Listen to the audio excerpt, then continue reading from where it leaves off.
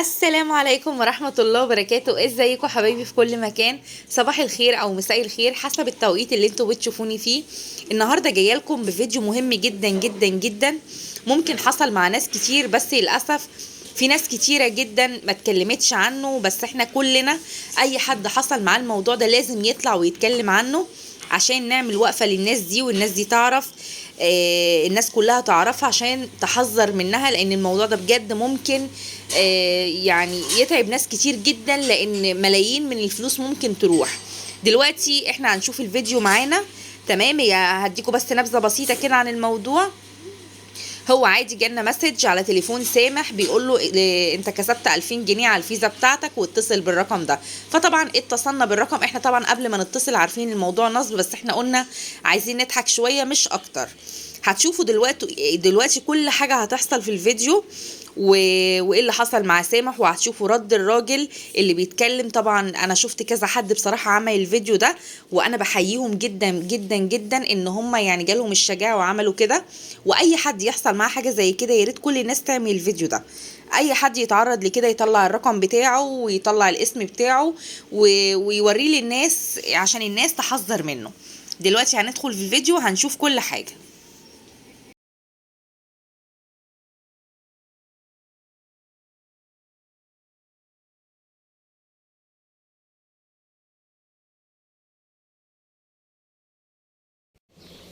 تمام يا استاذ، هو نزل لحضرتك منحة 4 شهور متأخرين في خدمتك ما استلمتهمش. تمام. تقدر تساعد حضرتك في استلام المبلغ ده دلوقتي حالا عن طريق فيزا تابع لأي بنك أو أي بريد موجودة مع حضرتك. معايا الفيزا. لا معايا الفيزا. يعني انزل اسحبهم على طول دلوقتي ولا ايه؟ لا، هو حضرتك بس احنا بنتصل بحضرتك عشان خاطر ان الفيزا اللي معاك دي وقفت ما بقتش شغالة عن طريق وزارة التضامن. الايه؟ هتستلم واحدة جديدة يا فندم إن شاء الله، لأن الفيزا اللي مع حضرتك دي وقفت. انا كنت سامع ان هي هتقف، انا لسه ما سحبتش بيها. تمام، هي وقفت حضرتك وما نزلش عليها المبلغ، عشان كده جالك المبلغ في الرسالة.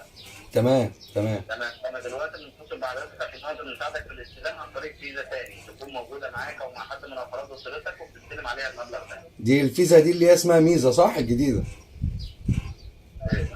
اللي يعني في فيزا جديده، انا متابع في فيزا جديده بيقولوا اسمها ميزه اللي احنا هنستلمها. تمام، هي اسمها ميزه بس هتطلع لك من البريد المصري، مش مكتوب عليها ميزه فعلا. ايوه تمام. ده حضرتك لسه ما اتحددتش الموقع بتاعها، لان في بيانات لسه معانا على السيستم، في ناس كتير لسه ما استلمتش المنحه بتاعتها. تمام. فدلوقتي هنحتاج منك فيزا خاصه تكون شغاله سحب وإيداع تبقى لاي بنك او اي بريد موجوده معاك او مع حد من افراد اسرتك بتستلم عليها المبلغ ده لحد ما فيزا حضرتك تنزل يوم. طيب تمام، ايه المطلوب بقى؟ تمام، المطلوب حضرتك بتشوف فيزا خاصه وبتكلمني تاني بكلمك عليها المبلغ ده. يعني انت هتحول لي المبلغ حضرتك؟ يا فندم. يعني حضرتك تبع المفروض اللي انت تبع الشؤون؟ تبع وزاره التضامن. وزارة التضامن قصدي. لا مؤاخذة. تمام. طب يعني اخش اجيب الفيزا ولا ايه؟ تابع لبنك او لبريد وهتكلمني تاني هيتحول لك عليها المبلغ ده. تمام. انت طيب خلاص تمام. طب اديني استاذنك تديني بس 5 دقايق واكلم حضرتك تاني. لا، براحة حضرتك خالص يا فندم، في اي وقت كلمني. حبيبي. تكون الفيزا سحب وايداع مش هنقدر ارجع لك فيها المبلغ ده. تمام. شكرا فندم. شكرا. سلام. هو المفروض ان هو مكتوب اهوت على الطرق كلر اهو.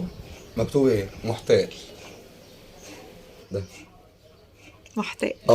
ونجيب رقمه كمان بالمره بقى عشان الناس تعرف الرقم. ده كتير قوي. هقول لك انا الرقم اهوت. وريهم المسج. احنا طبعا برافو. مسج برضو. ايوه دي الرساله اللي جت اهي. عادي. لقينا حد بعت لنا مسج، بصوا بيقول كده اهو، ثواني بس كده قرب اهي الرقم اهو. تمام، وبيقول تحت ايه؟ تم اختيار رقمك لاستلام 2000 كاش من العملاء الغير منتظمه، يرجو الاتصال بنا. فطبعا سامح اتصل. ماشي، احنا بنتصل عشان نضحك يعني، بس أيوة. مش اكتر يعني، احنا عارفين طب هو دلوقتي طالب منك ايه يا استاذ سامح؟ هتصل بيه تاني بقى يا جماعه. ماشي. في انتظارك. اوكي. ايه قولي، اتكلمي، اتفضلي براحتك خالص. عرفوه ان هو نصاب. ايوه ما هو محتاج. بس انا عاوز ايه؟ ده انت اصبري بس على اللي هيحصل يعني لو انت دلوقتي. بتكلم واحد مجنون ما هو مثلا، يعني لا، ما هو ده في عشان الآخر. يديك رقم أو فيزا. ده انا محتال. بتصل بيهم. بتهزر. هو متسيف على الترو كولر محتال. تمام يا استاذ. وخلي ولينك الجديد يبقى نادي عليه. قال لي ده عامل كلتون. الو. ايوه يا باشا. ايوه يا استاذ. املي لك الرقم على طول ولا ايه؟ حضرتك انت بتتكلم على فيزا تابع لبنك ولا البريد؟ لا بنك القاهره. بنك القاهره دي خاصه بيك ولا خاصه بحد من افراد الاسره؟ لا خاصه بيا حضرتك. هو مش المفروض اللي انت عايز الرقم الفيزا بتاعتي ولا بتاعت المدام ولا بتاعت ابني؟ يا فندم مفيش اي مشكله، اي حد من افراد الاسره اي فيزا يعني اي فيزا. بنك او اي بريد. طب خلاص ثواني بقى اجيب لك رقم فيزا ابني، لان الفيزا بتاعتي مش ممكن ما يكونش فيها فلوس، فهو ممكن تحول له عليها فلوس. طيب مفيش اي مشكله. طب ثواني. حضرتك تابع لبنك ولا البريد؟ لا بنك يا باشا، احنا بنوك. مفيش اي مشكله. ياسين اديني رقم الفيزا بتاعتك بعد اذنك. اهو يا بابا. رقم الفيزا معاك؟ رقم الفيزا مش معاك؟ طب بيقول لماما هاتي هاتي الفيزا بتاعك يا ياسين كده. هو هيقول. ايوه الفيزا دي. ايوه لا دي فيها 50,000. دي فيها مبلغ. خد التانية. معلش سؤال بس، انت ايش ضمنك ان انت تديله الرقم ازاي؟ يعني تديله رقم الفيزا ازاي وهي فيها فلوس؟ ما هو هيحول هو لي 2000 هبل. جنيه. 2000 جنيه وانت معاك 50,000 جنيه في فيزا ممكن ياخدهم منك؟ هو اهبل ده هو انت ولا عايز ايه؟ الرقم اللي بنسحب بيه؟ ده اهبل. ثواني انت عايز الرقم اللي بنسحب بيه؟ ده نصاب يا ابني، الله يا يحرقك. ستي سوري يا ستي. شفتي بقى؟ قفل. ما قفلش، بس هو بيسمع. ليه بقى؟ هنديله هيبعت لنا 2000 طب جنيه. اديله الفيزا بتاعتي ام 100,000. ما هيحط لي 2000، انا عايزه ال 2000 جنيه. ابعت لك فيزا فيها رقم فيزا فيها فلوس ولا ما فيهاش فلوس؟ ابعت لك رقم الفيزا اللي فيها فلوس ولا اللي ما فيهاش فلوس؟ مفيش اي مشكله يا استاذ. بس حضرتك 251 جنيه عشان يبقى الحساب شغال. مش اكتر ولا اقل. 251 جنيه؟ اهم حاجه يكون موجود في حساب حضرتك عشان يبقى الحساب شغال. لا اديله طيب، الفيزا تمام، اللي هي تمام. 251,000. ثواني. طب هو حضرتك، انا عاوز اقول لحضرتك حاجه بس ثواني، يعني انا عاوز استفسر. صح يا بنت. اتفضل يا فندم. أنا هو حضرتك يعني انت يعني الكلام اللي انت بتعمله ده يرضي ربنا؟ يرضى ربنا في إيه؟ والله العظيم ما يرضي ربنا. حرام عليك على فكره. اتقي الله. يا عم شكرا. ايه اتقي الله، حرام عليك.